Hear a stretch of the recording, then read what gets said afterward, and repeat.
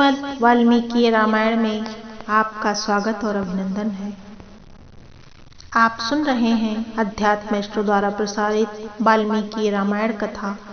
वाल्मीकि रामायण बालकांड की कथा के अंतर्गत आज हम लोग 21वां सर्ग की कथा का श्रवण करेंगे। 21वें सर्ग की कथा की विषय वस्तु है विश्वामित्र के रोषपूर्ण वचन तथा वशिष्ठ का राजा दशरथ को समझाना। तत्श्रुत्वा वचनं तस्य स्नेहपरया कुलाक्षरं समन्युः कौशिको वाक्यं प्रत्युवाच महापतिम्। राजा दशरथ की बात के एक एक अक्षर में पुत्र के प्रति स्नेह भरा हुआ था। उसे सुनकर महर्षि विश्वामित्र कुपित हो उनसे इस प्रकार बोले। पूर्वमर्थे प्रतिश्रुत्य प्रतिज्ञां हातुमिच्छसि राघवाणां युक्तो अयं कुलस्यास्य विपर्ययः। हे राजन, पहले मेरी मांगी हुई वस्तु के देने की प्रतिज्ञा करके अब तुम उसे तोड़ना चाहते हो। प्रतिज्ञा का यह त्याग रघुवंशियों के योग्य नहीं है। यह बर्ताव तो इस कुल के विनाश का सूचक है। यदीदं ते क्षमं राजन गमिष्यामि यथागतं मिथ्या प्रतिज्ञा काकुत्स्थः सुखी भव सुहृद अव्रतः। नरेश्वर, यदि तुम्हें ऐसा ही उचित प्रतीत होता है तो मैं जैसे आया था वैसे ही लौट जाऊंगा। काकुत्स्थ कुल के रत्न, अब तुम अपनी प्रतिज्ञा झूठी करके हितैषी सुहृदों के घिरे हुए रहकर सुखी रहो। तस्य रोषस्य परीतस्य विश्वामित्रस्य धीमतः चचाल वसुधा कृतस्ना देवानां च भयं महत्। बुद्धिमान विश्वामित्र के कुपित होते ही सारी पृथ्वी कांप उठी और देवताओं के मन में महान भय समा गया।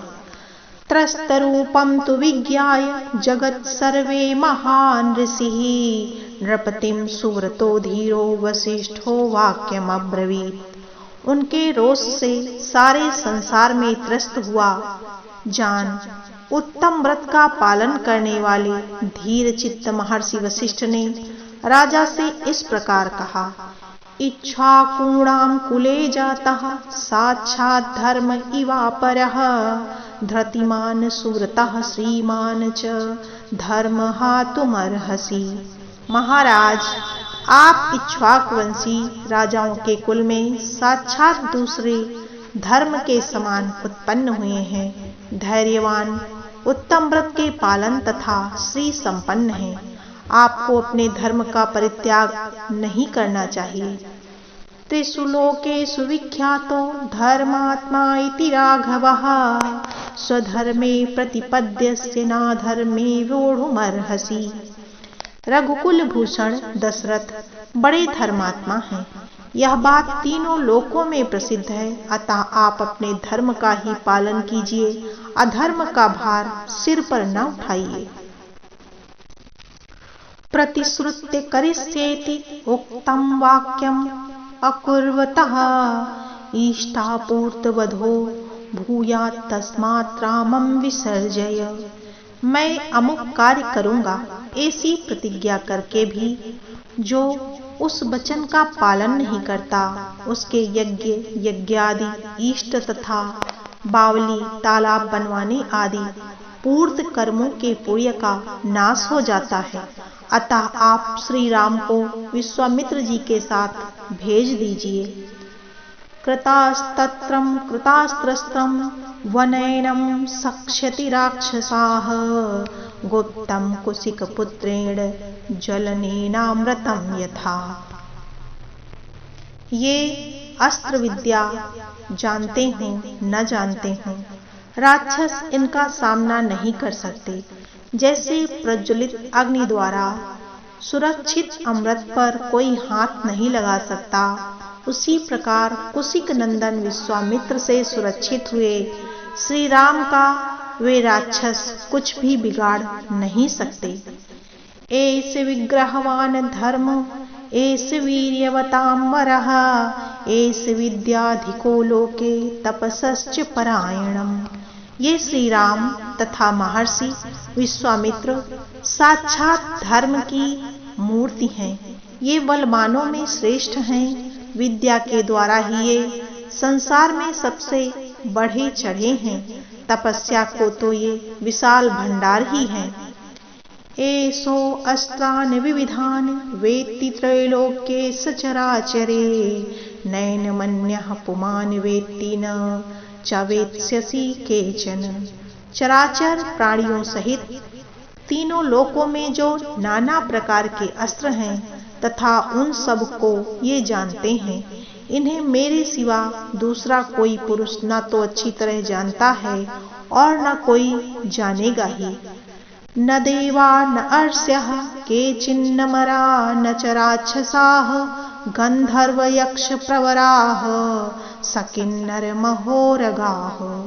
देवता, ऋषि, राक्षस, गंधर्व, यक्ष, किन्नर तथा बड़े बड़े नाग भी इनके प्रभाव को नहीं जानते। सर्वास्त्राणि कृतास्स्य पुत्राः परम धार्मिकाः कौशिकाय पुरा दत्ता यदा राज्यं प्रशासति। प्रायः सभी अस्त्र प्रजापति कृशास्व के परम धर्मात्मा पुत्र हैं। उन्हें प्रजापति ने पूर्व काल में कुशिक नंदन विश्वामित्र को, जबकि ये राज्य शासन करते थे, समर्पित कर दिया था। ते अपि पुत्राः कृशास्वस्य प्रजापतिसुताः सुताः नैकरूपा महावीर्या दीप्तिमन्तो जयावहाः। कृशास्व के वे पुत्र प्रजापति दक्ष की 2 पुत्रियों की संतानें हैं। उनके अनेक रूप हैं। वे सब के सब महान, शक्तिशाली, प्रकाशमान और विजय दिलाने वाले हैं। जया च सुप्रभा चैव दक्ष कन्येषु मध्यमे तेषु ते अस्त्राणि शस्त्राणि शतं परम भास्वरम। प्रजापति दक्ष की 2 सुंदरी कन्याएं हैं। उनके नाम हैं जया और सुप्रभा। उन दोनों ने 100 परम प्रकाशमान अस्त्र शस्त्रों को उत्पन्न किया है। 50 सुतान लेभे जया लब्ध वरावरान वधायासुर सैन्यानाम अप्रमेयान रूपिणः। उनमें से जया ने वर पाकर 50 श्रेष्ठ पुत्रों को प्राप्त किया जो अपरिमित शक्तिशाली और रूप रहित हैं। वे सब के सब असुरों की सेनाओं का वध करने के लिए प्रकट हुए हैं।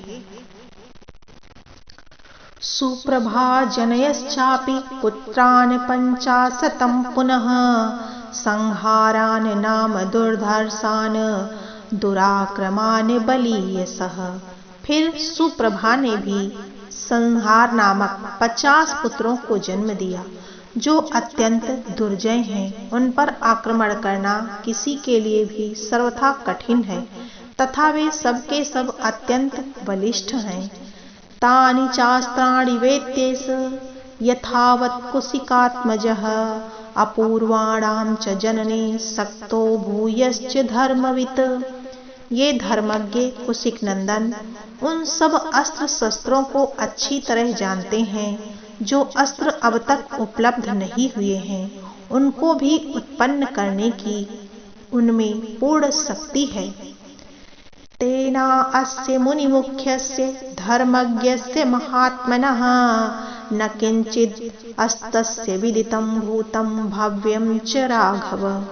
रघुनंदन, इसीलिए इन मुनि श्रेष्ठ धर्मज्ञ महात्मा विश्वामित्र से भूत तथा भविष्य की कोई बात छिपी नहीं है।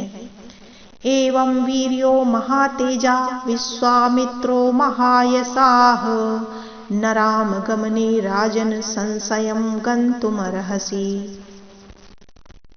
राजन, ये महातेजस्वी महायशस्वी विश्वामित्र ऐसे प्रभावशाली हैं, अतः इनके साथ राम को भेजने में आप किसी प्रकार का संदेह न करें। तेषां निग्रहणे सक्तः स्वयं च कुशिकात्मजः तव पुत्र हितार्थाय त्वम उपेत्याभियाचते। महर्षि कौशिक स्वयं भी उन राक्षसों का संहार करने में समर्थ हैं, किंतु ये आपके पुत्र का कल्याण करना चाहते हैं, इसीलिए यहाँ आकर आपसे याचना कर रहे हैं। इति मुनिम वचनात् प्रसन्न चित्तो रघुवरस भस्य मुमोद पार्थिवाग्रयः गमनम् अभिरुरुच राघवस्य प्रथित यशाः कुशिकात्मजाय बुद्ध्याः। महर्षि वशिष्ठ के इस वचन को से विख्यात यज्ञ वाले रघुकुल शिरोमणि नृपश्रेष्ठ दशरथ का मन प्रसन्न हो गया। वे आनंद से मग्न हो गए और बुद्धि से विचार करने पर विश्वामित्र की प्रसन्नता के लिए उनके साथ श्री राम का जाना उन्हें रुचि के अनुकूल प्रतीत होने लगा। इत्यार्षे श्रीमद् रामायणे